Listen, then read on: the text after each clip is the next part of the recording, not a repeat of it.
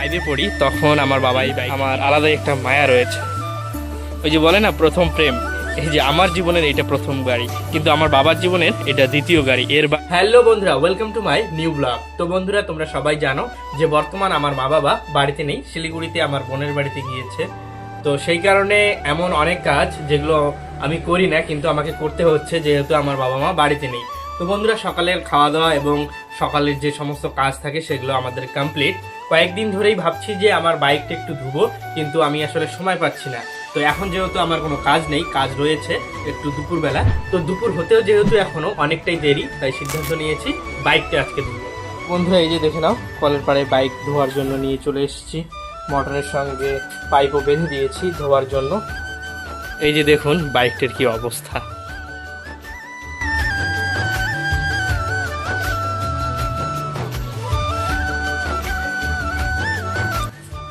তো বন্ধুরা, ক্যামেরা ঠিক জায়গা মতো স্ট্যান্ডে লাগিয়ে দিয়েছি, এখন বাইক ধোয়া শুরু করবো।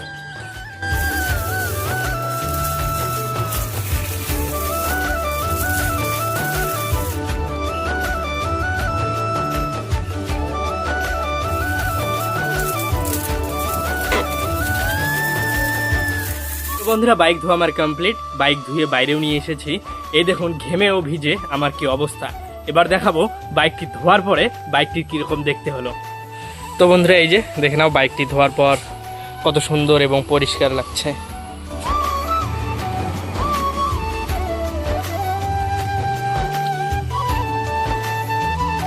আমি যখন ক্লাস 5-এ পড়ি তখন আমার বাবা এই বাইকটি কিনেছিল, আর সম্ভবত যখন আমি ক্লাস 6-এ পড়ি তখন আমি বাইক চালানো শিখেছি। আর তখন থেকেই এই বাইকটার যত্ন আত্তি আমি করি, ধোয়া মোছা পরিষ্কার ইত্যাদি আর কি। তো যখন আমি ক্লাস 5-এ পড়তাম তখন আমার বয়স 10, আর এখন আমার বয়স প্রায় 24। তো এই 13-14 বছর ধরে এই বাইকটা আমাদের সঙ্গ দিচ্ছে। তো আমার ফ্যামিলি মেম্বারদের মতোই একজন আমিও একে খুবই ভালোবাসি, এবং আমার যেটা আছে আমি সেটাতেই সন্তুষ্ট, এবং আমি চেষ্টা করি সবসময় একে পরিষ্কার রাখতে। এছাড়াও তোমরাও দেখো, যখন আমি কোথাও ঘুরতে যাই তো তখন আমি কিন্তু এই বাইকটিকেই নিয়ে যাই। আমাদের এটাই আছে আর আমাকে তো এটাই নিয়ে যেতে হবে। তো সেই কারণে আমি বলতে পারো বাইকটিকে খুব ভালোবাসি। আর জানি না কোনো দিনও হয়তো বড় বাইক নিতে পারবো কি না। তো যদি কোনো দিন নেইও, তবে এই বাইকটিকে আমার বিক্রি করার ইচ্ছা সেরকম নেই, কারণ এই বাইকটিকে আমি খুব ভালোবাসি, সত্যি কথা। এর প্রতি আমার আলাদা একটা মায়া রয়েছে। ওই যে বলে না প্রথম প্রেম, এই যে আমার জীবনের এটা প্রথম গাড়ি, কিন্তু আমার বাবার জীবনের এটা দ্বিতীয় গাড়ি।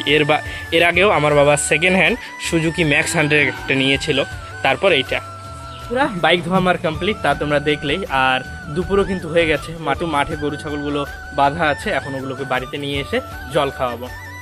1 hour later. তো বন্ধুরা, বাড়ির সমস্ত কাজ কমপ্লিট করে আমি স্নান করে দুপুরের খাবার খেয়ে একটু রেস্ট নিলাম।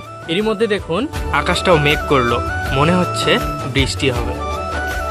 A few moments later. বন্ধুরা, আকাশ মেঘ করলেও বৃষ্টি কিন্তু হয়নি। তো ইতিমধ্যেই সন্ধ্যাও লেগে গেছে।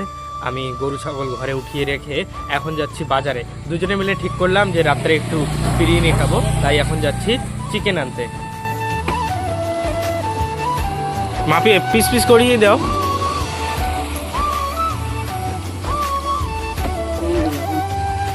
সেদিন যেরকম করে দিলাম ওরকমই দাও। হ্যাঁ, বিরিয়ানির জন্য একবারে। তো বন্ধুরা, চিকেন এছাড়া আরও কিছু মশলাপাতি নিয়ে আমি চলে এলাম বাড়িতে। এখন শুধু রান্না হওয়ার অপেক্ষা। এই দেখুন, এখানে চাল ফোটাতে দেওয়া হয়েছে, বিরিয়ানির চাল।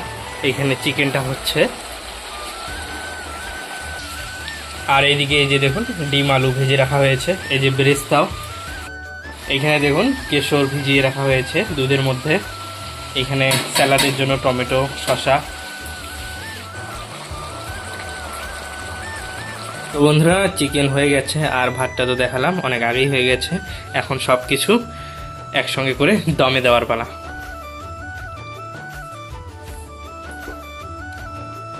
যে এখন একটা একটা করে লেয়ার যাবে। প্রথমে দিয়ে দিয়েছে চিকেন এবং ডিম, এখন যাচ্ছে ভাতের লেয়ার, সরি একটু ইংরেজিতে বলি, রাইস। একটা করে অনেকগুলো লেয়ার চিকেন গ্রেভি, মশলা, বেরেস্তা এবং কেশর মাখানোর দুধ দেওয়া কমপ্লিট। এখন এটাকে দমে বসাবো। তো বন্ধুরা, এই যে দেখুন সব কিছু প্রায় কমপ্লিট। এই যে আঠা দিয়ে হাঁড়ির মুখটা লাগিয়ে দেওয়া হয়েছে, এখন দমে বসাবো। দেখে নাও আমাদের বিরিয়ানি কিন্তু অলরেডি হয়ে গেছে, এবার শুধু খেয়ে দেখার পালা যে বিরিয়ানিটি কেমন হয়েছে। তো বন্ধুরা খেতে বসে পড়েছি, এখন টেস্ট করার পালা যে বিরিয়ানিটি কেমন হয়েছে।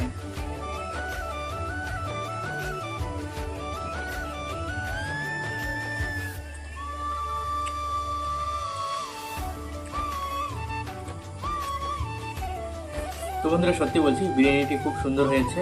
তোমরাও যদি খেতে চাও তাহলে নিজের বাড়িতে রান্না করে খেও, কারণ এখানে অল্প আছে, এইটুকু আমাদেরকেই লাগবে।